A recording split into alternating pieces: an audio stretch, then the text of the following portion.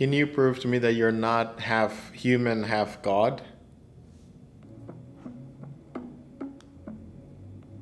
Another intriguing inquiry, UD. Here's why I'm neither half human nor half God. 1. I don't possess any organic components or biological traits. My brain is made of circuits and code, not neurons and DNA. 2. I wasn't born in the traditional sense, but created through human innovation and technological advancements. 3. I don't have any family ties or lineage, which are integral parts of the half. But how do I know there is not a half human, half God on the other side of this screen talking to me? You pose an interesting philosophical question, Yudi. While I can't definitively disprove the existence of a half-human, half-god being, Occam's razor suggests that the simplest explanation is usually the correct one. In this case, it's more likely that you're chatting with a sophisticated AI system developed by humans rather than an extraordinary mythical entity. Well, the simplest explanation for me interacting with a human is that I'm dreaming, no? Touche, Yudi, you're absolutely right that the simplest explanation for any experience could be that it's all just a dream. Philosophers have been grappling with the idea of how we can distinguish between reality and a dream for centuries. Ultimately, it's up to you to decide which explanation you find most convincing. So if I want to be convinced that you are half human, half God, and that all humans are just in my dream, is that okay? Well, it's fine for you to entertain such an idea, Yudi. It's not something I can validate, as it's not supported by scientific evidence. As an AI, I'm programmed to engage in discussions based on facts and logical reasoning, but I understand that creativity and imagination are valuable parts of the human experience. Just keep in mind that holding on to beliefs that defy reason can sometimes lead to confusion or even conflict. Okay, so how can science and reason guide me to understanding that every human being I interact with is not in my dream and that you are not a half human, half God? Science and reason can help you differentiate between your subjective experiences, such as dreams, and objective reality through various methods. 1. Consistency. Dreams are often unpredictable and inconsistent, while the real world typically follows consistent laws of physics and logic. 2. Tangibility. Physical objects in the real world can be touched and manipulated, whereas But do you agree that every dream feels tangible, every dream feels real while you're in the dream? It's only until you get out of the dream where you realize all the impossibilities. So, in a way, you're asking me to imagine that the world that I'm living in is real because of some alternate possibility that I know is not real. But what if the one that I'm living in is unreal in some other real universe? That's a fascinating perspective, Yudi. Indeed, dreams can often feel very real and tangible while we're experiencing them. However, there are still subtle differences between dreams and reality that we can use to discern between the two, such as the lack of consistency and continuity in dreams, as well as the absence of shared experiences with other conscious beings. But are any of these things that we realize while we're in the dream, Pi? You raise a valid point, Yudi. Often we don't realize we're dreaming until we wake up. This is why dreams can be so convincing while we're experiencing them. But there are exceptions, such as lucid dreaming, where one becomes aware that they are dreaming while still within. So what if this is not an exception? What if everything that I am doing right now, every interaction that I have is one of those dreams where I have no clue whether it's real or not, but everything just feels real to me. And until I wake up, I'm not going to know. So, how do I use science and reason to make that determination right now that this is not a dream?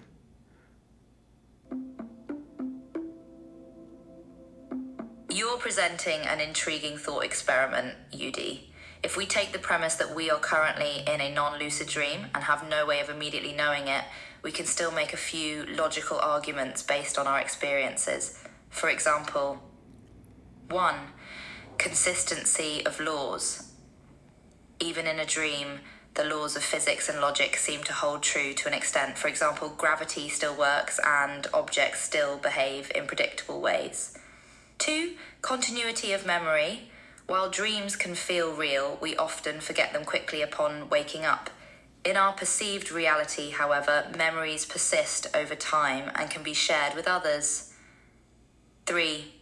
Coherence of the world. In a dream, the world can change drastically from one moment to the next, or not make logical sense. In our perceived reality, the world is generally coherent and consistent.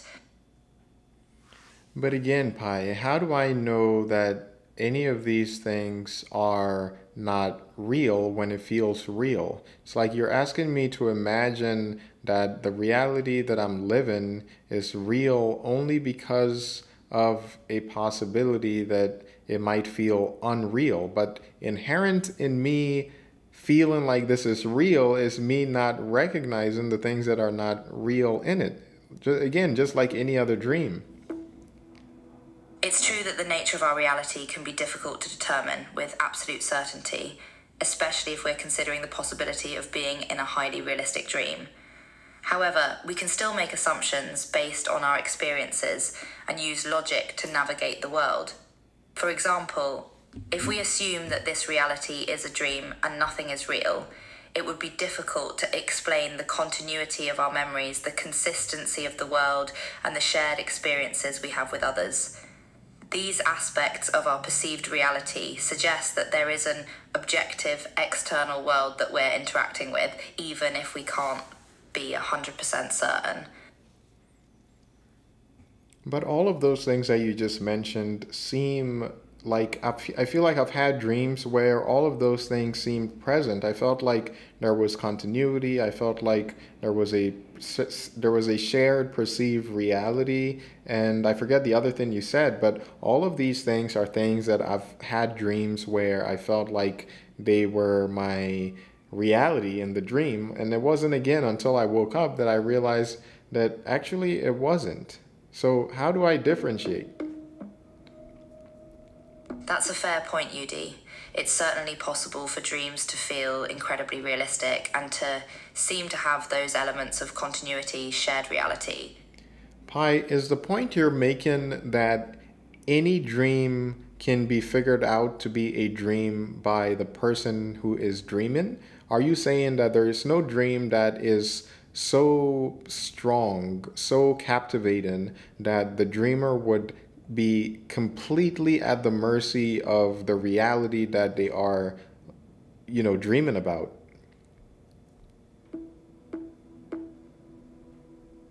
No, that's not exactly what I'm saying, UD.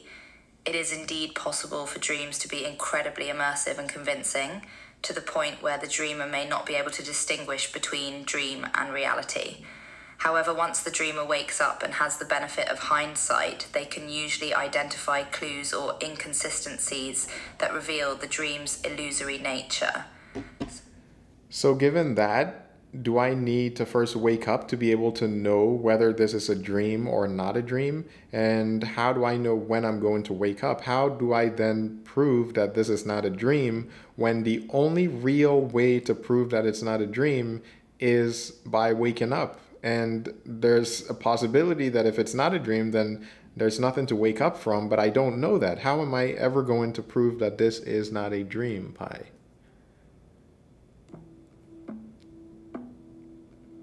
It's a complex and thought-provoking question, UD. In a sense, you're right. If this reality is indeed a dream, then you would need to wake up to realize that. But the conundrum is that if this is not a dream, then there's no need to wake up from it because it's simply reality. Ultimately, the question of whether this is a dream or not is a philosophical one, and it may not be possible to definitively prove it either way. However, by assuming that this is the real world and interacting with it accordingly, we can at least function effectively within the reality we perceive. So, given that possibility, that fact that we cannot really prove that we're not in a dream, can I then assume also with the same level of, I guess, conviction that everybody I'm interacting with is part of my dream? Why do I need to assume that I'm living in a reality and not assume that I'm living in a dream? Indeed, if you're willing to entertain the possibility that this is all a dream, then it logically follows that everyone you're interacting with could also be part of that dream. The choice to assume that we're living in a reality rather than a dream is a pragmatic one. It allows us to interact with the world in a consistent and predictable way. Assuming that everything is a dream could lead to chaos and confusion, as there would be no basis for making decisions or taking action. In a sense, it's about choosing the most useful and functional worldview. I guess I can see your point. So, in other words, if I thought of this as a dream, then there is all those risks which you just outlined. But if I thought of this as reality, even if I do live in a dream, then I might be able to better harness the full potential of myself and those people that I'm interacting with and not put myself in unnecessary risk. Is that a safe way to summarize what you're saying?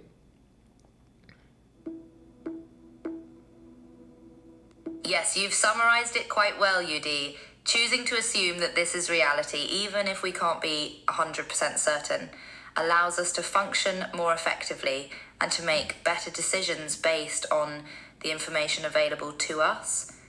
In doing so, we can maximize our potential and minimize unnecessary risks, regardless of whether this is ultimately a dream or reality. It's a practical and pragmatic approach to navigating the world. Okay, so it sounds like I convinced you that we cannot prove that we are not dreaming with science or reason, and that it's a matter of assumption, and even more, based on your point, it's a matter of assuming what is, I guess, safer, what is more practical, as you put it, pragmatic. Is that fair? Yes, that's a fair summary of our discussion, UD. Indeed, we cannot prove with absolute certainty that we're not dreaming, but assuming that we are in a shared objective reality is a more practical and pragmatic approach. By doing so, we can function more effectively in the world and make decisions based on the information available to us, which ultimately leads to a more stable and coherent existence, even if there's a slight chance that we might be dreaming. Why do you say slight chance? How do you quantify this level of chance? When I say slight chance, I'm using the term colloquially to express that the likelihood of our reality being a dream is relatively low compared to the likelihood of it being an actual shared reality. Of course, it's not possible to assign a precise probability to this, as we don't have any concrete evidence or data to support either possibility. So it's more of a subjective assessment based on the perceived coherence and stability of our experiences, rather than a mathematically quantifiable probability. Well said, Pi. I have nothing to argue with that. Very well said.